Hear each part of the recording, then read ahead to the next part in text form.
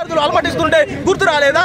పురుగుల అన్నం వచ్చింది, లైబ్రరీలో నీళ్లు మంచిగా రాలేదు, మీకు గుర్తు రాలేదా? ల్యాబ్లలో ఎక్విప్మెంట్లు మంచిగా లేవు, మీకు గుర్తు రాలేదా? స్కాలర్షిప్లు రావట్లేదు, మెస్ బిల్లులు రావట్లేదు, ఇంటి దగ్గర నుంచి పుస్తకాలు అమ్ముకొని వస్తున్నాం, మీకు అవి గుర్తు రాలేదా? ఈ రోజు వాటన్నిటిని సమర్థిస్తూ మీరు పాలాభిషేకాలు చేసుకోవడానికి ఏం ముఖం పెట్టుకొని మీరు పాలాభిషేకాలు చేసుకుంటారు? మిమ్మల్ని కూడా మీ పరిస్థితి మొత్తం యూనివర్సిటీ విద్యార్థులు చూస్తున్నారు.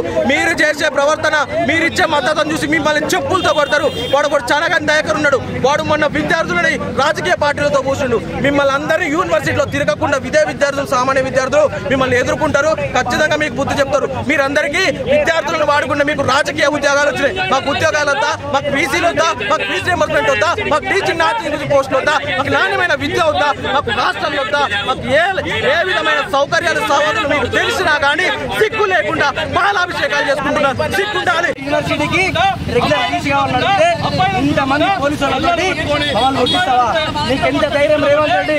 కేసీఆర్ ఏవైతే తప్పులు వేసిండో నువ్వు వాటికి రెండింత లేస్తా ఉన్నావు. ఖబర్దార్ రేవంత్ రెడ్డి, నువ్వు కనుక నీ యొక్క తీరు మార్చుకోకపోతే కేసీఆర్ పట్టిన గతి నీకు పడుతుంది. అమెరికా పోయే శ్రద్ధ, ఢిల్లీ మీ యొక్క దేవత సోనియా గాంధీని కలవడానికి శ్రద్ధ ఈరోజు యూనివర్సిటీ పైన లేదా? అలాంటి పేద బడుగు బలహీన వర్గాల విద్యార్థులు చదువుకునేటువంటి యూనివర్సిటీల పైన ఇంత చిన్న చూప. ఖబర్దార్ రేవంత్ రెడ్డి, నువ్వు కనుక యూనివర్సిటీల యొక్క ఏదైతే అభివృద్ధి చేయలేదో కేసీఆర్ తరిమి కొట్టినట్టే నిన్ను కూడా కొడంగల్ తరిమి కొట్టిన బాధ్యత ఏబీపీ కార్యకర్తలుగా మేము తీసుకుంటామని చెప్పేసి హెచ్చరిస్తా ఉన్నాం. ఈరోజు దాదాపుగా 4 రోజుల నుంచి అసెంబ్లీ సమావేశాలు నడుస్తున్నాయి, కానీ ఏ ఒక్క నిమిషం కూడా విద్యారంగం పట్ల, విద్యా వ్యవస్థ పట్ల మాట్లాడిన దాఖలాలు ఈరోజు కాంగ్రెస్ ప్రభుత్వం ఉండొచ్చు, రేవంత్ రెడ్డి ప్రభుత్వం ఉండొచ్చు, ఈరోజు వాళ్ళ దాఖలాలు లేవు.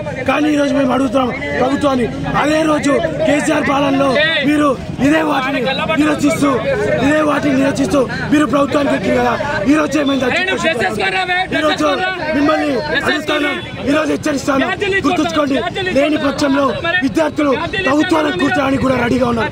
ఈరోజు గత ప్రభుత్వం కూడా విద్యార్థుల యొక్క అఖిల భారతీయ విద్యార్థి నిర్వహించిన రణపేరి సాక్షిగా ప్రభుత్వం కూలిపోయింది. అదేవిధంగా ఈరోజు ప్రభుత్వాన్ని కూడా కూల్చే దిశగా మా అడుగులు పడతాయని కూడా హెచ్చరిస్తాం. యూనివర్సిటీ విద్యార్థులను కలిసి ఈరోజు ధర్నా చేస్తుంటే ఈ పోలీసులు సివిల్ డ్రెస్లలో ఒక రౌడీలను తీసుకొచ్చి మమ్మల్ని కొట్టించడము, అరాచకం చేయడం జరిగింది.